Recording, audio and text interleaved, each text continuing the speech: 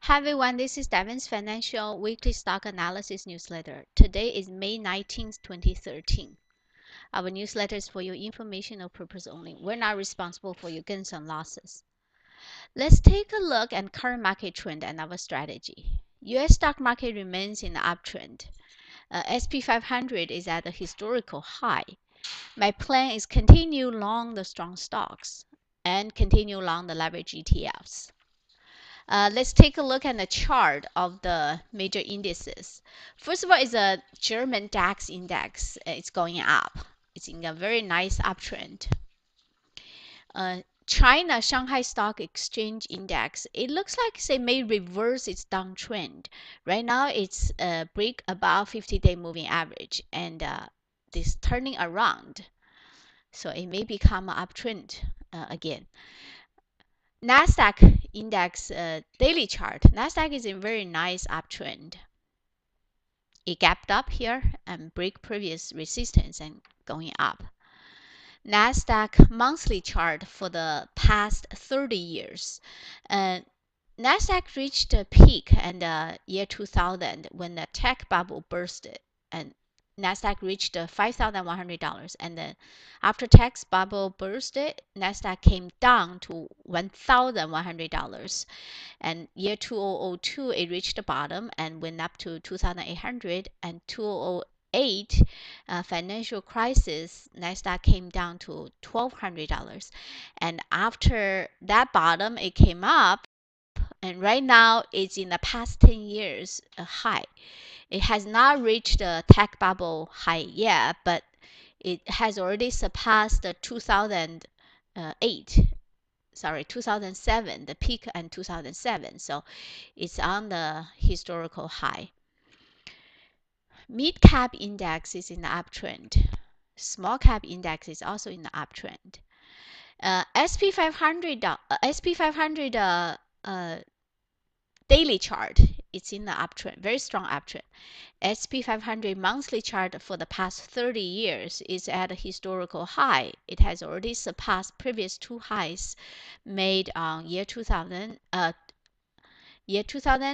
2007. So it's at the high. Gold index monthly chart. Gold has turned around. It's entered the downtrend here. And gold index daily chart is in a downtrend. Silver index daily chart is in a downtrend. US dollar is in the uptrend. It broke previous resistance, and it did not came down as expected, but it broke above. So that broke the resistance and established the uptrend.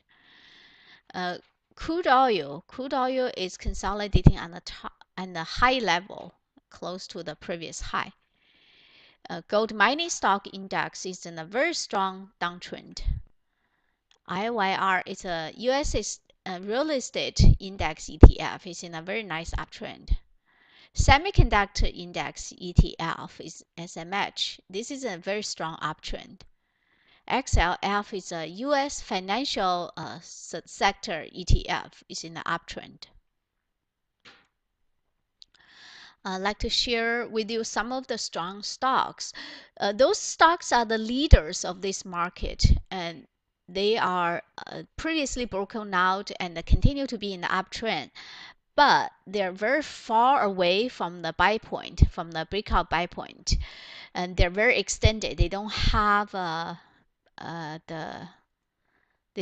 buy signal right now, but if you have them, you can continue.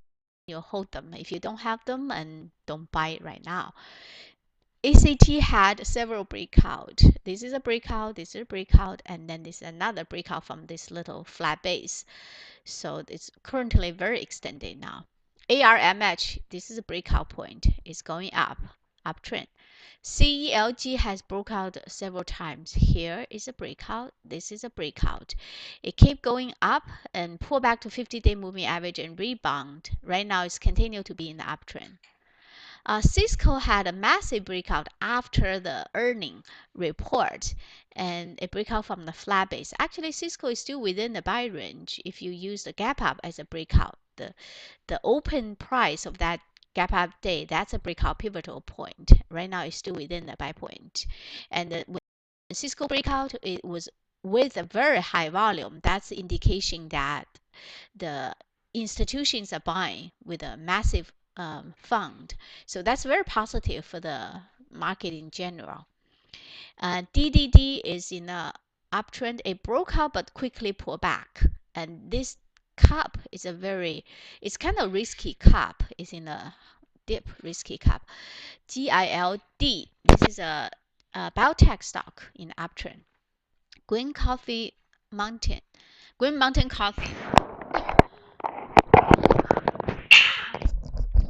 Green Mountain Coffee is in the uptrend. Gap up after earning. HCI, it's in uptrend. HD in uptrend. Lumber Liquidator is in uptrend. Well, the housing stocks are doing very well. MELI also in uptrend. Netflix in uptrend. It gap up after earning, made a flat base and going up again. NSM breakout here. Right now it's in uptrend. OII breakout here is in uptrend. REGN breakout here is in uptrend. RYL is in uptrend. SNTS uptrend. SunPower, this is solar stocks are in a very strong uptrend right now. Tesla is a electrical car. It's looks like it's a climax top. It's going straight up. VRX and break out the flat base here. It's in uptrend. This is also within the buy range. WWW breakout here. It's in a very strong uptrend. Let's take a look at some of the breakout that's still within the buy range. And let's take a look. Air lease. This breakout point is here. It's pull back after breakout. It's still within the buy range. Alaska Airline breakout and pull back within the buy range. CHUY is a restaurant stock. It has not yet breakout. It's still making a flat base. DDD we talked about before. LDCO break out the flat base here and pull back within the buy range.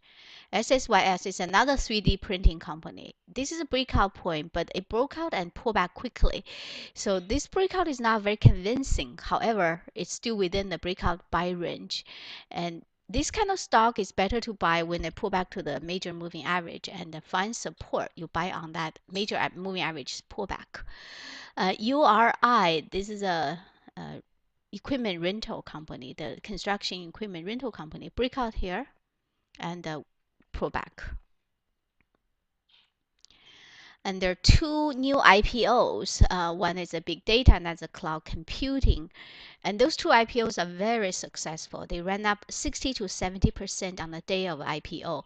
They're worth to watch, but my idea of trading IPO is to wait for a few months until it make a base and buy on that base breakout. And DATA and MKTO, it's on my watch list. What to do in this market? First of all, follow the market trend, long the index ETF, and then buy strong fundamental stocks when they break out from a base. Do not chase the high. Always watch for the base breakout and buy right at the base breakout.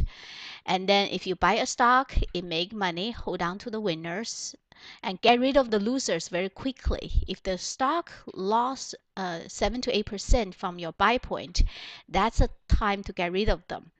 If the winner makes 20% gain, you may consider take profit. But for very strong stocks, for the stocks that make up 20% in a couple of weeks, that's a stock you need to hold on to.